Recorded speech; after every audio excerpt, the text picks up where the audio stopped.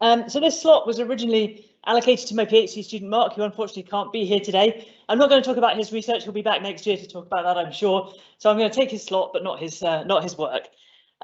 So we've known for several centuries now that volcanoes deform, but it's only really been with the launch of satellite technology, the rapid growth of satellite technology, that we can make large numbers of measurements at large numbers of volcanoes.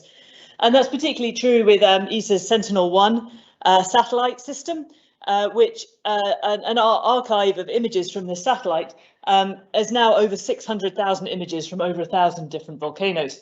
So this huge data set of images of volcano deformation represents opportunities, both in terms of understanding magmatic systems and also in terms of real-time monitoring and forecasting on a global scale. But there are quite a few challenges. Firstly, we need to know how to interpret these images, but also we need to be able to analyze, process our data rapidly enough that we can actually disseminate this information in a timely fashion so that it can be used by observatories. And that is a significant challenge. So for a long time, we've had a very simple conceptual model of what makes a volcano deform. And we've thought of a simple magma chamber, which behaves like an elastic balloon. So you inflate the balloon till it reaches some kind of critical pressure. The balloon pops, you have an eruption, it deflates again. And we do see those kind of patterns in volcano deformation in some places, but certainly not everywhere. Often we see that magmatic systems consist of multiple sources, which are laterally as well as vertically extensive. We also see very complex pressure histories. So deformation is not simply an eruption precursor. It doesn't just, the balloon doesn't just keep inflating until it pops. So these observations are much more consistent with the modern view of a transcrustal magma system. And this gives us some opportunities both to see what we can learn from our deformation measurements in terms of this new model of how magmatic plumbing systems look, but also how we can use this framework to better interpret our deformation measurements. And one of the things that we've been doing over the past decade or so is to just try and put together catalogues which reflect the diversity of deformation measurements that we're able to observe around the world. And we've made significant progress by doing something called metadata studies. So this means we're basically compiling published results from lots of different groups, from lots of different satellites, from lots of different modeling algorithms, putting them all together into a big database. And we've looked at the statistics of the link between deformation and eruptions. We've looked at the timing of the deformation relative to eruptions. And we've also looked at the spatial distribution of these deformation signals.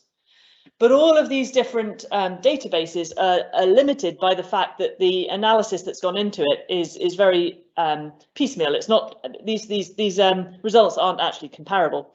And Sentinel-1 gives us the opportunity to actually build a completely new database, which is analysed systematically using the same satellite system, the same modelling, and actually you have a coherent picture of what the deformation patterns really look like. So that's what we're going to try and do, but there are some challenges in our way. So we have this database of 600,000 images, and I've just picked out 6 here. And the first challenge really is to work out which images have deformation in and which ones don't. So some of you in the audience are probably used to looking at InSAR. You've probably heard me go on about it for many years. And you may be able to tell that the top row here are all deformation, and the bottom row, these are all atmospheric artifacts. But it's really not obvious to the non-expert. It's quite a subtle thing to pick out. And this is just looking at 6 images that I've chosen. When the Sentinel-1 system is fully operational, there should be something like 1 million images a year, which is several thousand a day. So we clearly aren't going to be able to visually inspect this number of images. Fortunately, lots of very large companies have spent a lot of time and money recently developing ways for looking at image classification. Unfortunately, they haven't been looking at volcano InSAR. They've been doing something that is obviously much more important, which is looking at photographs of your pets. So this particular example here is set up to tell the difference between a dog and a cat. So you feed in a photo of your pet dog, and it says there's a 95% chance this is a dog and a 5% chance that this is a cat. So obviously that's not much use to us, but actually most of the effort has gone into those lower layers. which actually deal with features like dots and lines and blobs and textures and things like that. And they're actually very useful. So we do something called transfer learning. So we throw out this top layer that knows about dogs and cats, and we retrain it to understand about volcano deformation and atmospheric conditions. And we can train it with a combination of synthetic data from our physical understanding of what deformation might look like, what atmospheric conditions might look like, and also some real examples that have been checked by an expert. And this training process is quite slow. But once we've trained a model to distinguish between these different categories, we can actually apply it to our large data set very quickly. So for each image, what we do is we break it down into a series of patches. We work out the probability that there's deformation or some kind of atmospheric artifact in each patch. Then we merge them back together and we end up with an image that looks something like this. So the grayscale image in the background is actually our original interferogram. And then the yellow colours and the contours show us the probabilities. And you can see in this case, it's picked out the deformation very clearly. So this is a volcanology conference, not a machine learning conference. So I'm not going to go into all the details about all the different models we've tried. Just to say that we've tested this quite extensively using a test data set of 30,000 interferograms. The final model we're using has a classification accuracy of 0.981. And we think the detection threshold is something like 3 or 4 centimetres, obviously, though that depends on the conditions. What I am going to talk about is our first attempt at applying this on a really large scale basis. So we're applying this to this global data set, 650,000 images from 1,000 volcanoes in a 5-year period between November 2015 and November 2020.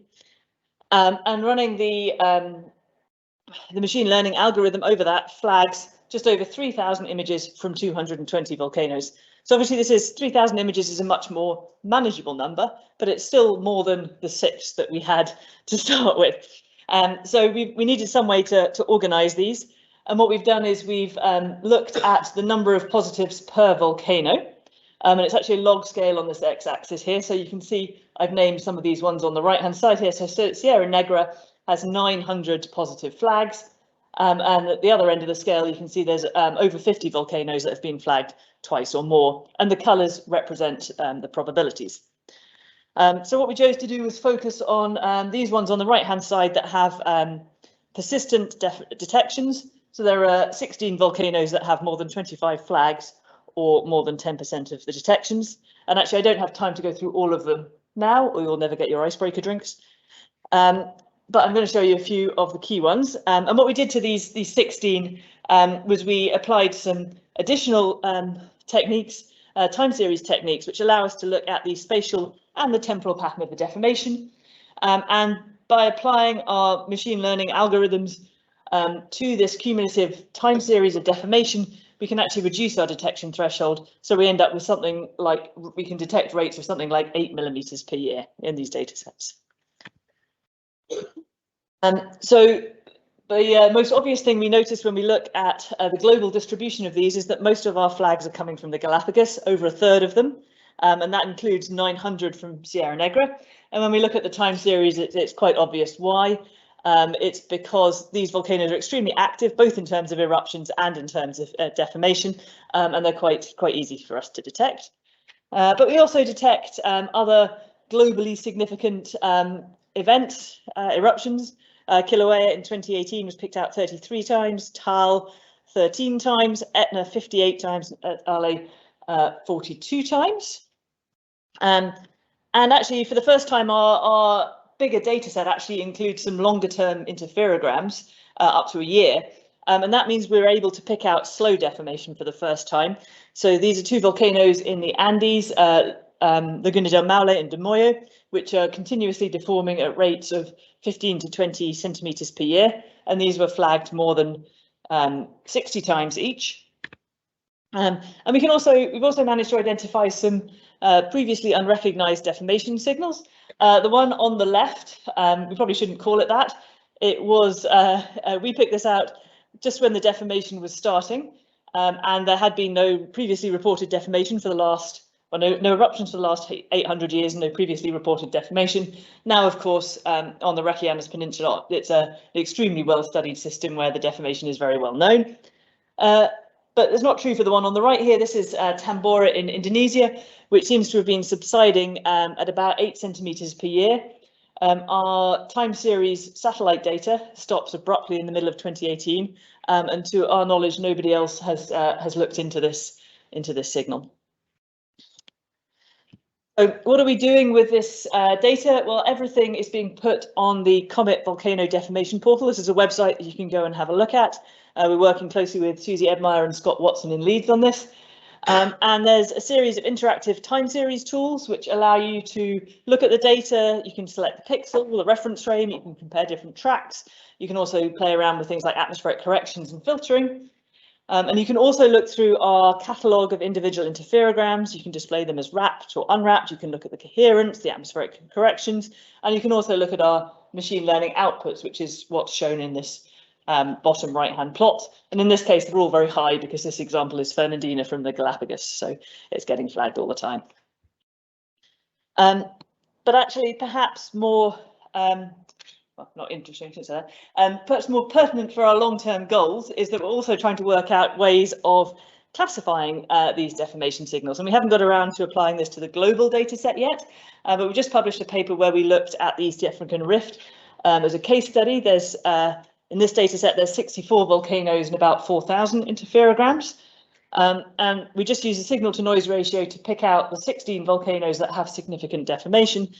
But then we can actually go through each of the time series from these volcanoes, and we can classify them as either linear or transient, and we can use very simple functions to fit the data set in a systematic way. So these are not necessarily the best fits or the most intuitive models, but they are something that can be done objectively and compared between different volcanic systems. And we can actually use something that's called AIC to judge the goodness of fit for these different models. And we can come out with the first attempt at a large-scale catalogue of deformation parameters. So this is something that we're going to be doing a lot more of over the next few years because we've just started an ERC project. There's some of my PhD students are here today and will be showing posters on what they've started working on tomorrow. And if you're interested in getting involved, we are currently looking for postdocs. So thank you.